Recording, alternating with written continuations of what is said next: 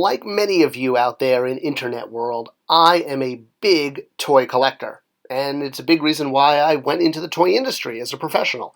And it's a big reason why I started this YouTube channel, was to talk about toys and give a little insight. And the lines I love the most are Masters of the Universe and Star Wars, at least as far as collecting and, as toys. Kind of knew it was only a matter of time before I was able to figure out a way to do a video that combined both of these brands and worlds collide, and suddenly Masters of the Universe and Star Wars are the same video. Alright, so I'm Toy Guru Neitlich, and I used to work for Mattel. I've worked for many other toy companies too, but that's where I worked on Masters of the Universe. But as a toy fan, I really looked up to Hasbro because the action figures they were putting out were top-notch. And hey, competition absolutely makes one stronger, and it's good to look up to your competitor and see what they do right. I was an avid collector of Power of the Force 2 and pretty much all the 3 3/4 Star Wars figures that were put out since 1995. You can see the video series I have on the history of those. And I felt like Hasbro really raised the bar in a lot of ways on action figures in general through this line. So when I had the opportunity to work on Star Wars toys when I moved from Mattel to Jakks Pacific, I really wanted to do an action figure in Star Wars that Hasbro had never done. It's kind of in the name of competition and kind of in the name of like, hey, we can do something really great too. I see what you've been doing. And I was really looking at a lot of the versions of Boba Fett that had been done over the years. And not just the versions in the movie, but there are a lot of concept Boba Fetts out there, and many of them have been done as toys. Many of them have been done as consumer products in general, whether it's lithographs or busts or paintings. And action figures have been done too, and action figures by Hasbro. In fact, Hasbro's done quite a few concept Boba Fetts, or at least pre-movie Boba Fetts, if you will, doing versions from the animated, from the holiday special, etc., etc. So I wanted to find a way to do a Boba Fett that Hasbro had not done.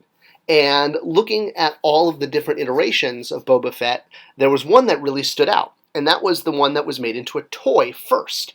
Now, this may look a little odd because this is the actual original prototype of the original Kenner action figure, but you'll notice the colors on this Boba Fett really stand out with the bright yellow shoulder pads and the bright red and bright yellow wrist gauntlets, as well as the helmet and the green on the chest.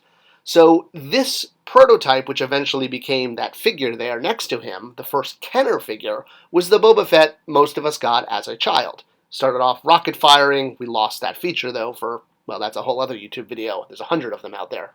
Look it up. So this Boba Fett, the one from our childhood, was based on this version of Boba Fett. You're like, what is that? Well, that is Boba Fett and Darth Vader in a parade that was promoting the Star Wars brand. That was in George Lucas's hometown.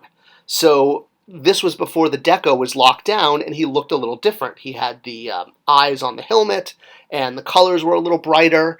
So doing this version of Boba Fett as a toy, as an articulated action figure, if you will, before Hasbro got to it, and technically they still haven't done this version, was a real thrill. As a fan of toys, as a fan of Hasbro, as a fan of Star Wars, it was really cool to do something first for Star Wars. And this wasn't really the only kind of silly race I was in against Hasbro. And obviously Hasbro wasn't aware of this. This was a race in my own mind. And I call it silly because, well, yes, it's all in competition, but the real big race I was in was the Space Bunny race. And this is how Star Wars and Masters of the Universe collide in one video here. So what was the Space Bunny race? Well, I suppose we should take a step back and talk about bunny action figures. Well, my first bunny action figure was Usagio Jimbo from the 1980s Ninja Turtle line. When I had this figure, I had no idea that he was actually from his own comic book. I just assumed he was another one of those sort of silly animalistic characters from the Turtle line. But I loved the concept of fighting rabbits. I don't know what it was, maybe because they're so innocent and sort of peaceful characters, but when bunnies are armed with weapons, they're cool. And I'm also a fan of bunny books. I mean, well, not necessarily this. This isn't actually about a rabbit, although I do like John Update books. More this kind of bunny book. My grandmother, growing up, my maternal grandmother, whose actually name was Bunny Edison, used to read me the Beatrix Potter books, and I fell in love with them as a child. And that's probably where my love for bunny rabbits came from. And when I learned that there was a kind of bunny-esque character in the Star Wars brand, I was like, whoa, that is so cool, fighting space bunny rabbit. And this character, invented by Marvel Comics in issue 8 of their original run, it came out, February 78, if memory serves. So he's not a rabbit, he is a lepi. That's the name of his species, although I think it's kind of a spoof of Lapin, or a iteration of Lapin, which is the French word for rabbit.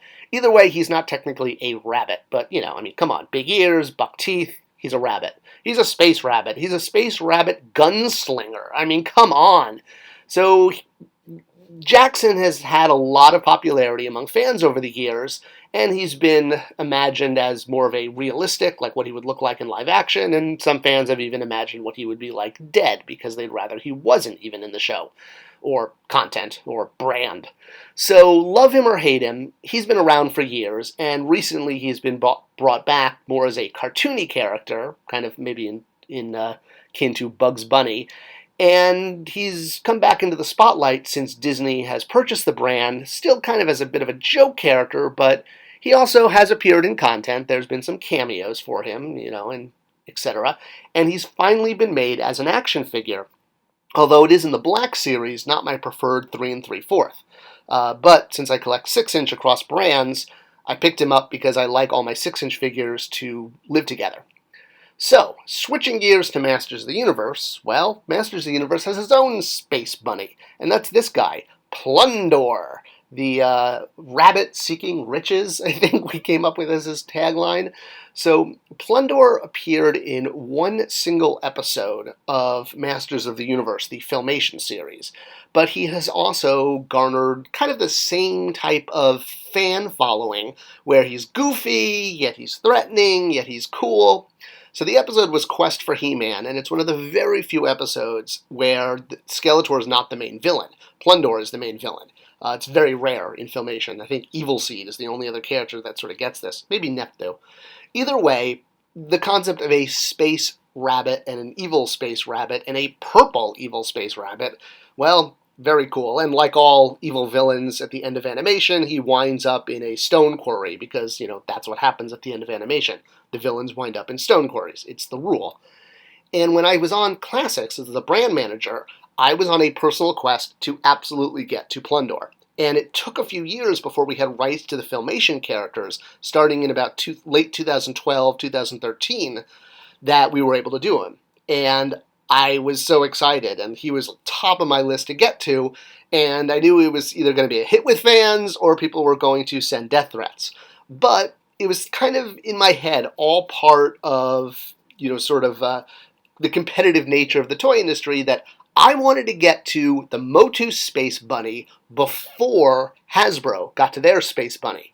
It was a personal quest. What can I say? It wasn't really something I ever talked about or, mentioned online, but I was really determined that we were going to get to our purple Space Bunny before Hasbro got to their green Space Bunny. And he never had a figure, ever. There was no Plunder in the vintage line, although maybe this is what he would have looked like. It'd be cool to see him show up in Origins. How awesome would that be? He would make a great figure. But doing the very first figure of Plunder before the very first figure of Jackson was, well, what can I say? It was, one of those sort of little toy dreams I had as a brand manager. And of course, we could have made him more, sort of badass like in 2000X, but putting him in the line and making him look like Filmation, especially because he was in the Club Filmation series, that was definitely where we were going. He would have a little bit more detail than in Filmation. All the characters did, but we weren't going to, go 2000X on him and have him have all these guns and, armor that went all over the place. So my fear was that we were going to get a 3 3/4 Jackson from Hasbro, because at the time, Hasbro was putting out these really great Star Wars comic packs where they were going really deep into the comic books and the novels, and I was like, oh, Jackson is so going to be released in these packs. It's so obvious. These packs were meant for a character like that. And every time they were announcing new ones at a show, I was like, oh, they're going to announce Jackson and he's going to come out before Plunder. And, you know, not that it would have mattered, but I wanted to be first. What can I say? I'm competitive by nature. And here I was, you know, shivering under the desk as a little girl. And yes, that was back when I was a little girl.